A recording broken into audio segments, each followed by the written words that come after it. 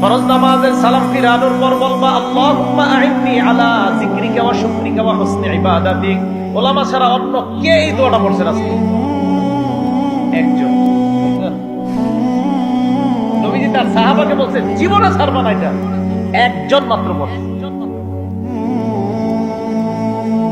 নবীজি তার সাহাবাকে বলছে মুহাব্বতের দাবি নিয়ে বলে জীবনে আমল ছাড়বা না, একজন পড়ছে আমল।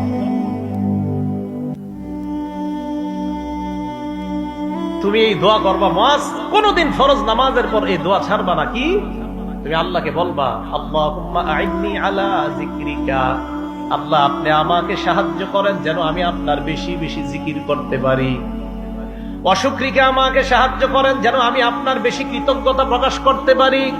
ওয়া হুসনি ইবাদাতিক, আল্লাহ আপনি সাহায্য করেন যেন বেশি বেশি আপনার ভালো ইবাদত করতে পারি। কি সুন্দর দোয়া!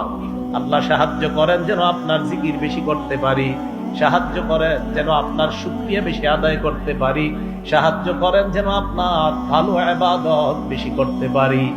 এই দোয়াটা সবাই শিখে নিবেন। নবীজি বলছে মুআজ আমি তোমাকে ভালোবাসি একবার, নবীজি আবার বললেন মুআজ আমি তোমাকে ভালোবাসি দুইবার। এরপর নবী বললেন মুআজ ফরজ নামাজের পর লা তাদাআন্না, কিছুতেই কখনোই এই দোয়াটা ছাড়বা না। কি আল্লাহকে বলবা আল্লাহ আপনি আমাকে সাহায্য করেন আমি যেন আপনার জিকির বেশি করতে পারি, আল্লাহ আমি যেন আপনার কৃতজ্ঞতা বেশি আদায় করতে পারি, আমি যেন বেশি ইবাদত করতে পারি। এই দোয়া করা কখনো ছাড়বা না। এটা নবীজি তার সাহাবা হযরত মুআজকে শিক্ষা দিলেন। আল্লাহ আমাদের সকলকে এই দোয়াগুলা শিখে নেওয়ার তৌফিক দান করেন।